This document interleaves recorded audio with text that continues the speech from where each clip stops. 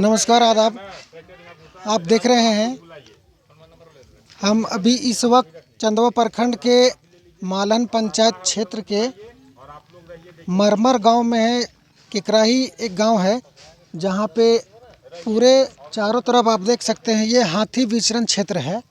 और बीते दिनों जो घटना हुआ था, एक यहाँ पे हाथी यहाँ पे आता है, अकेला हाथी है। कई वर्षों से इस क्षेत्र में लगातार भ्रमण कर रहा है और वो हाथियों के वजह, अकेला हाथी के वजह से कितने लोगों की जान चली गई है। झुंड से बिछड़ा हुआ हाथी है और झुंड अभी जो है किसी दूसरे क्षेत्र में है, ऐसी सूचना मिली है।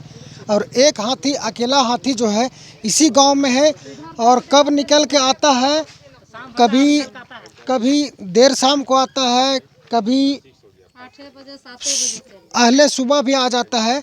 और यहाँ पे ग्रामीण लोग सोए हुए रहते हैं।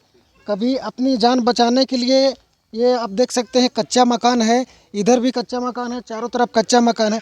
इस मकान से निकल के दूसरे मकान में, यानी दूसरे टोलों में चले जाते हैं जहाँ ऊंची ऊंची बिल्डिंगें हैं, वहाँ पे चले जाते हैं और वहाँ अपनी जान माल की हिफाजत करते हैं। इसमें इस गरीब के आशियाने को देख रहे हैं, आप गौर से देख सकते हैं। इसी आशियाने में एक वृद्ध सो रहे थे, अचानक हाथी आता है और यहाँ पे हमला करता है, जो कि बिल्कुल दांत, हाथी का सूंड से और दांत, मजबूत दांत से उसको धंस दिया जाता है। और वो मृतक जो है इधर से निकल के आते हैं इस गली से, उनको पता नहीं रहता है कि हाथी आया हुआ है। इधर से निकलते हैं और बिल्कुल इसी जगह हाथी अपने झुंड से उस व्यक्ति को पटक पटक के मार देता है। उसके बाद दूसरे घर में हमला करता है। आइए हम आपको दिखाते हैं। दूसरा घर ये है, यहाँ पे पर्दा लगा हुआ है चारों ओर। यहाँ पे भी हमला किया है हाथी। और ये भी गरीब का आशियाना है, देख सकते हैं। आशियाने में यहाँ पर साड़ी नुमा एक पर्दा टांग के रखा हुआ है, ग्रामीण रख दिया है कि बाहर से अंदर की ओर ना दिखे। और इसमें भी ग्रामीण, अभी आवाज़ आ रही है अंदर से, कुछ लोग यहाँ पे रह रहे हैं। और आप देख सकते हैं बकरियाँ भी बांधी हुई है वहाँ पे। और इसी घर का आशियाना आप देखिए कितना मजबूत है आशियाना, हम आपको दिखाने की कोशिश करते हैं। इधर से आप देख सकते हैं, कैमरा को कहेंगे थोड़ा कैमरा को जूम करके दिखाएं। वही मकान है जो हाथी धंस दिया है अपने सूंड से। और यहाँ इन लोगों को अभी तक किसी तरह की कोई आवास उपलब्ध नहीं कराई गई है। पूरा चारों तरफ गरीब के आशियानों को चारों तरफ से देख सकते हैं। बिल्कुल एक घर वहाँ पे भी दिख रहा है। ये चारों तरफ से क्षति पहुँचा है, यानी इसमें रहने के लायक ही नहीं है।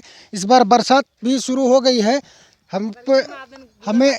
हमें नहीं लगता है कि इस बार बरसात में ये मकान रह जाए, कभी भी धंस सकता है।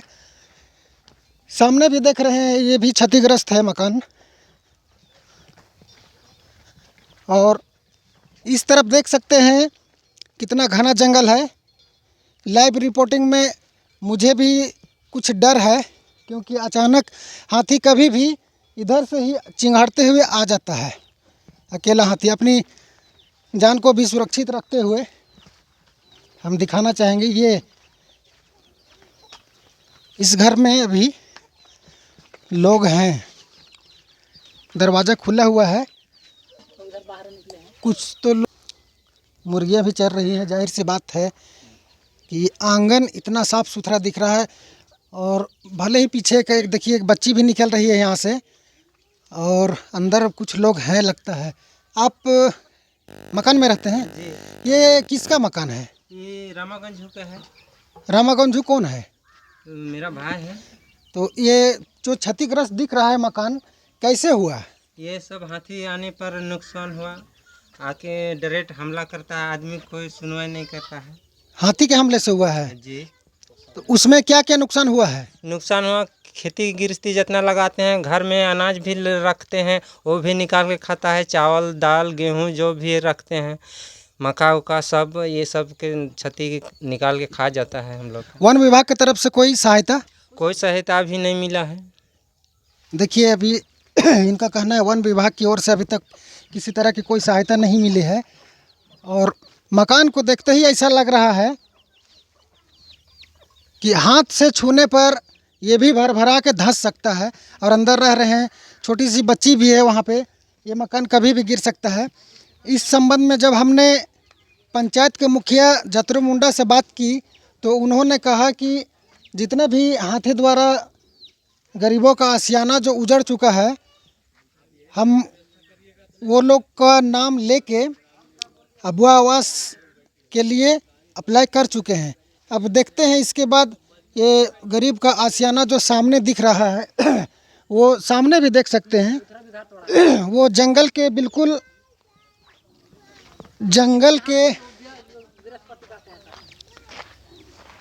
बिल्कुल सामने घना जंगल है, और एक आवास वहाँ भी दिख रहा है। कैमरामैन से कहना चाहेंगे थोड़ा जूम करके दिखाएं।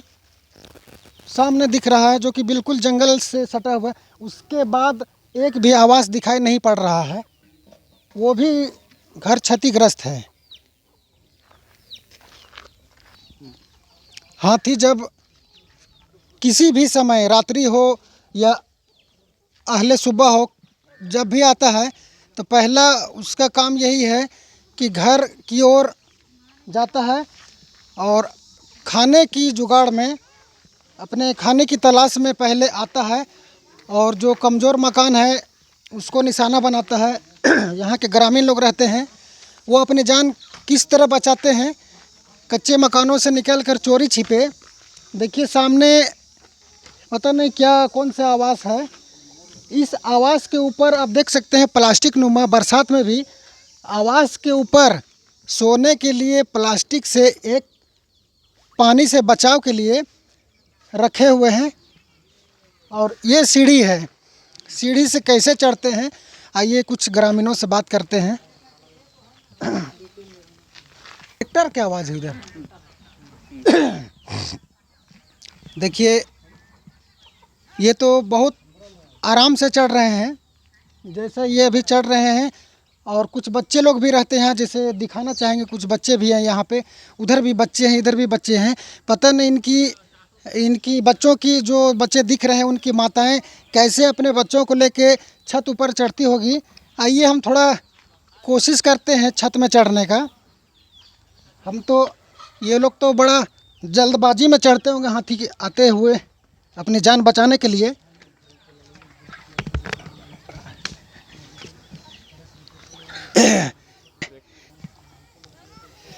देखिए हम तो बहुत मुश्किल से सीढ़ी के ऊपर सीढ़ी से चढ़े हैं, जो कि थकावट भी महसूस हो रही है। इतनी लंबा चौड़ा जो आप देख रहे हैं घना जंगल चारों तरफ घूमने के बाद और कोशिश ये है कि और सीढ़ी के बाद जो छत में थे उससे थोड़ा और ऊपर चढ़ने का।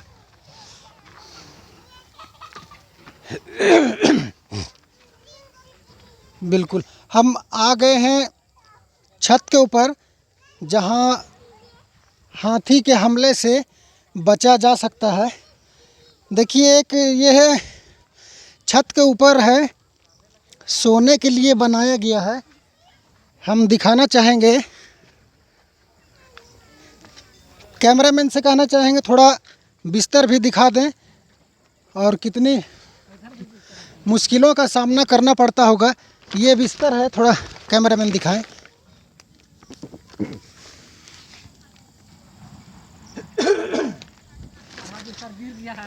अभी ये बिस्तर, ये खाट है, ये बिस्तर है बिछाने के लिए, और जब जोर की बारिश होती है तो ये तिरपाल नुमा प्लास्टिक है, इसको भी ढक लेते हैं चारों ओर से। और ये बिल्कुल ये बहुत पुराने ज़माने के जो स्टाइलिश लोग रहते थे उसी अंदाज में ये बनाया गया है। तो ये एक पहला बिस्तर है, इसमें 2-3 लोग सोते होंगे बच्चे समेत। वहाँ पे भी सामने आपको नज़दीक से दिखाना चाहेंगे।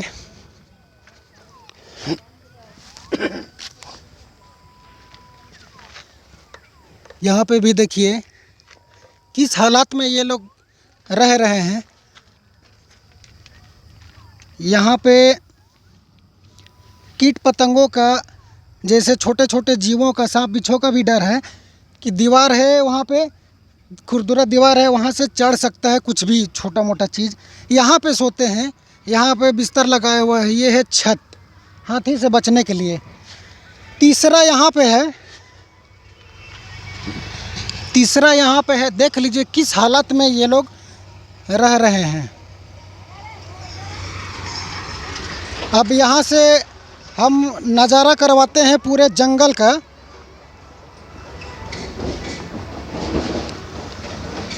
जहाँ तक आपकी नज़रें पहुँच रही हैं वहाँ तक घना जंगल है, और सबसे ज़्यादा घना जंगल पता नहीं किस ओर हम हैं। ये पूर्वी की ओर, देखिए पश्चिमी की ओर, माफ़ी चाहेंगे, पूर्वी की ओर सबसे ज़्यादा घना जंगल है। पूर्वी की ओर दिखाएं थोड़ा जूम करके। चारों ओर यहाँ पे घना जंगल है। मुश्किल से यहाँ पे 10 से 12 घर दिखाई दे रहे हैं, जिसमें एक ही घर छत का है, 2 घर है छत का, बाकी सभी कच्चा मकान है।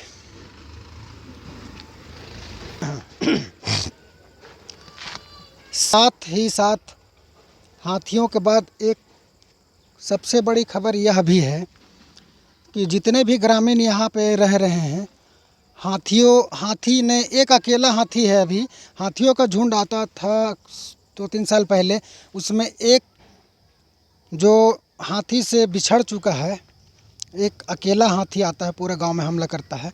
यहाँ के ग्रामीण कैसे जीते हैं, आइए आपको रूबरू करवाते हैं। ये देखिए, इसको बोलचाल में सखुआ सरई बोलते हैं। सखुआ पेड़ जो साल वृक्ष होता है, साल वृक्ष से ये निकलता है। इसको लोग इस तरह से मैस के, इसके अंदर से जो निकलता है वो 15 से 18 रुपए किलो बेचते हैं। आप समझिए दिन भर ग्रामीण सखुआ के पेड़ के नीचे रहेंगे और ये चुनने का काम करेंगे। कुछ लोग जो है, जिसको हम लोग ये ज़मीन से जो निकलता है, खुखड़ी, बोलचाल की भाषा में खुखड़ी बोलते हैं, फुटको बोलते हैं, वो भी चुन के लाते हैं और बहुत कम दामों में बेचते हैं। आजीविका का बिल्कुल यही छोटा सा साधन है। और आप यहाँ पे देख सकते हैं, ये करंज है। करंज का तेल भी निकलता है। यह कैसे किलो है पता नहीं, 1 किलो कितने का बिकता है, लेकिन ये भी। और दूसरा हम आपको दिखाना चाहेंगे, यहाँ के ग्रामीणों का कहना है कि आजीविका के लिए, रोज़मर्रा की ज़िंदगी जीने के लिए इस गांव में किसी तरह का कोई व्यवस्था नहीं दी गई है। ना ही यहाँ पे बकरी पालन की व्यवस्था सरकार की ओर से आई है, ना ही किसी तरह के कृषि कार्य हेतु और भी यहाँ पे कमाने का जरिया भी नहीं रह गया है। चारों तरफ आप देख सकते हैं, यह गांव जो है, ये सामने एक नदी है, नदी से पानी बहता है, उसी से कुछ लोग पीते हैं। जल की सबसे बड़ी बात करें तो सबसे बड़ी समस्या है यहाँ पे जो है पीने का, स्वच्छ पानी पीने का। हमने मुखिया से बात की तो मुखिया ने कहा कि यहाँ के ज़मीन से जब बोरिंग होता है तो पानी, कुछ आयरन की मात्रा ज़्यादा है, यहाँ पे पानी साफ़ नहीं मिलता है। हम आपको दिखाना चाहेंगे, एक यहाँ पे जल मीनार लगा हुआ है, जो दूर से ही दिख सकता है कि पाइप का कलर जो है सफ़ेद से पीला हो चुका है, यानी कि आप आयरन का मात्रा कितना है यहाँ पे आप देख सकते हैं।